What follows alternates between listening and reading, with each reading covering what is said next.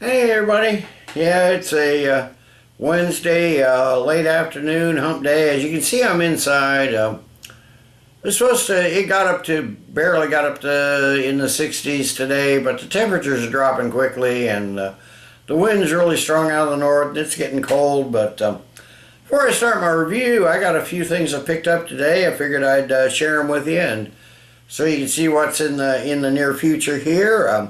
I went into the local store, the local Hy-Vee Wine and Spirits, where I buy most of my stuff locally, and Zach, the manager, says, "Hey, I was thinking about you."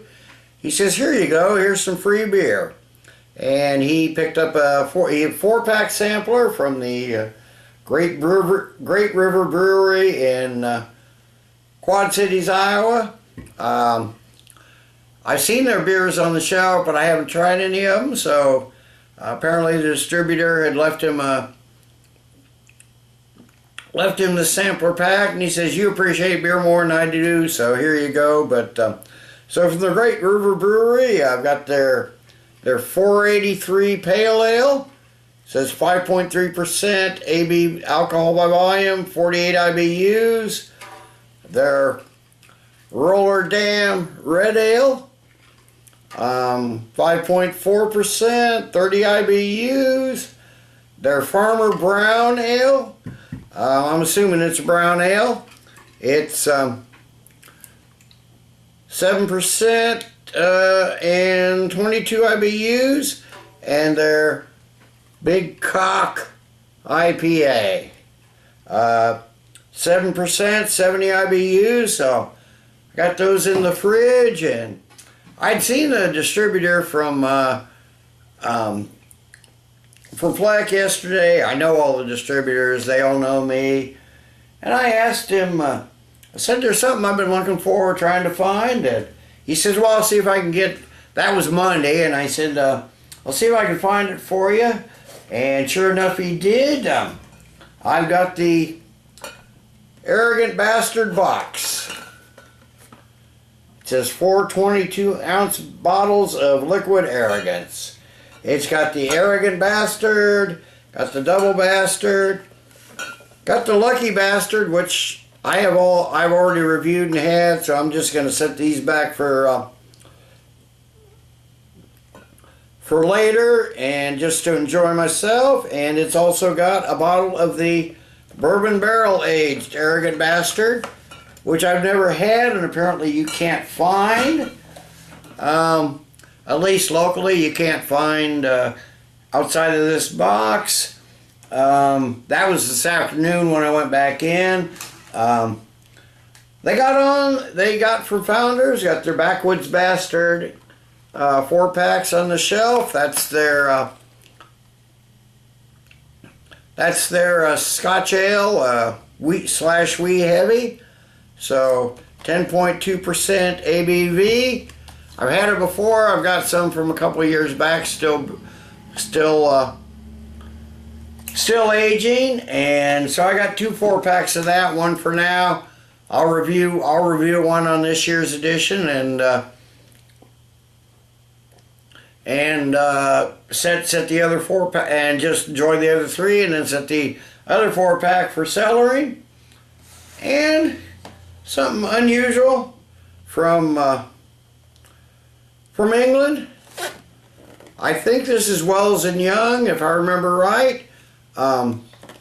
This package contains 2 vintage bottles of Courage Imperial Russian Stout in a commemorative branded glass. This pairing is the perfect gift for the Imperial Stout connoisseur or the novice looking for a refined beer experience. So 2 bottles, one 2012 vintage, one 2013 vintage. So they're already aged somewhat, and a glass in the middle. Got nice little logo on the glass. A really nice glass. See if I can get it out here and show you what it looks like. But a bit pricey, especially for these little tiny bottles. But good grief. Yeah, it just doesn't want to But you need fingernails for stuff like this too, and I don't have them, but let me see. Oh, there it goes. There it goes. But I will get these in the fridge, and these will be somewhat in the future. But really light etching on the glass, but a really nice new glass for sampling, and 2 bottles of the Imperial Russian Stout. So I'm looking forward to trying those, because this is a time of year that you do like stouts. But anyway,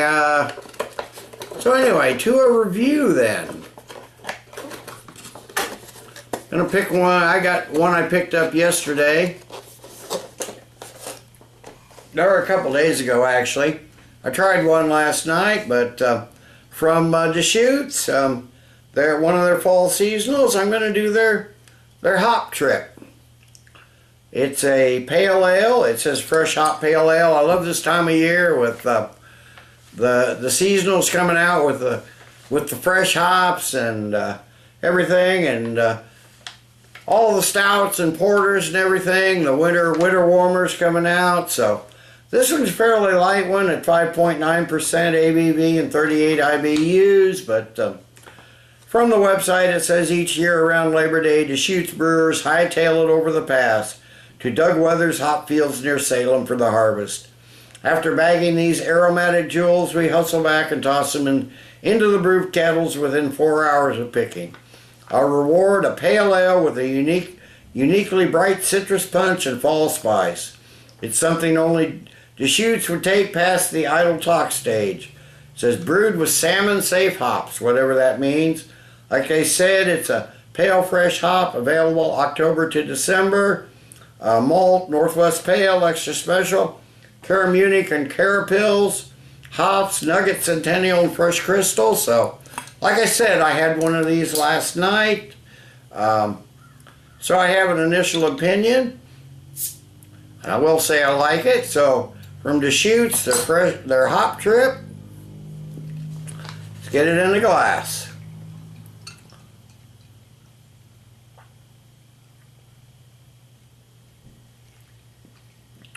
Okay, we got that's a nice orange, almost amber color, a little darker than you normally see pale ales, but not out of the range. Got a pinky of a nice white head. It's obviously doesn't look like it's going to stick around a long time.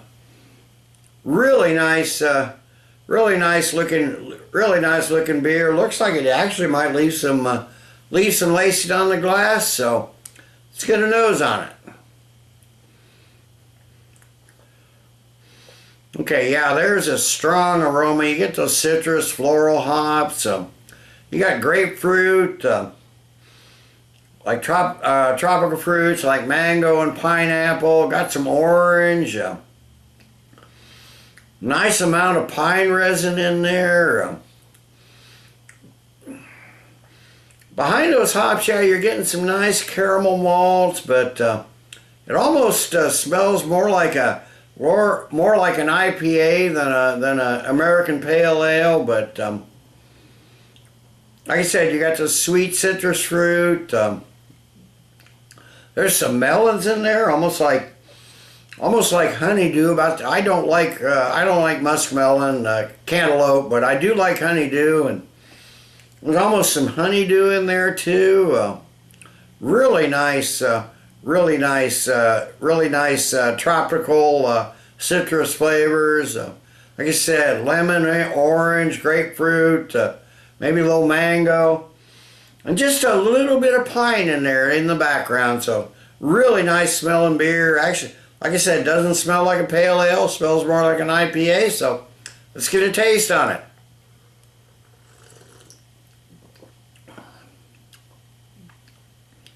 Okay, you got those citrus hops, but they're not as strong as you would expect from the aroma. They're lightly there, but I like to smell fruity characters from the citrus and the tropical fruits and that little bit of melon in there. They're more on the sweet side than the bitter side.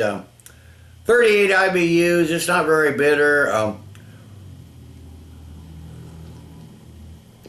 There is a little biscuity malt in there, and almost a little, almost like wood-like dryness.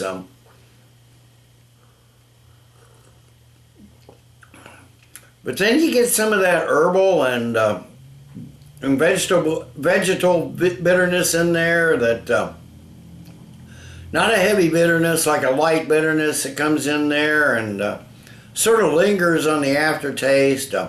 You don't get that initially. Basically, all you get initially is the citrus and the tropical and the pine, and then you get some herbal and well, not vegetal, floral maybe on the aftertaste that kind of lingers a little bit, but not too bad.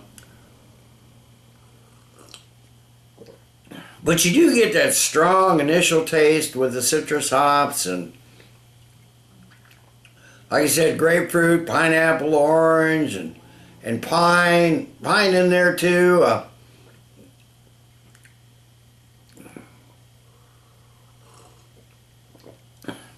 There's some caramel in there to go along with the biscuity malts, and the caramel is sort of in the background. It's not as upfront as it is on the aroma, but really nice tasting beer. Really 5.9%.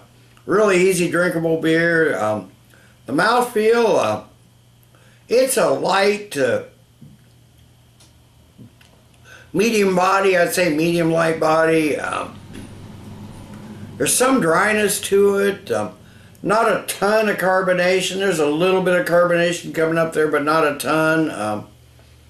It is leaving some, as you swirl it, it's leaving some light lacing down the glass. I could have been a little more aggressive on my pour and probably got a little bit better head, but nice drinking beer, easily drinkable and refreshing. So let me sit and sip on this a while, and I'll come back in a while with the final thoughts and grade.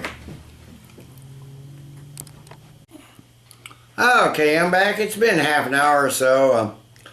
I just been wandering around, been sipping on this. I took a trip outside, and you know, wouldn't you know it, 4 o'clock in the afternoon. Now that the sun's starting to go down, that happens this early in the year. The sun's coming out.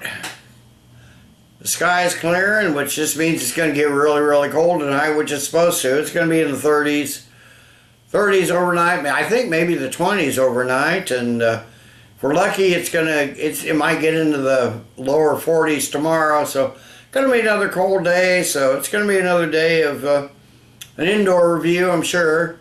Especially if it's sunny and the wind dies down, I'll be able to go outside, and even though it's in the 40s, and be able to do a review. But anyway, yeah, I'll tell you, this is a nice, well done beer. It's got, you know, American Pale Ale. It's probably one of the better American Pale Ales I've had. You know, I sort of have a preference for IPAs, but I do like a good pale ale, and like I said, this is one of the better ones.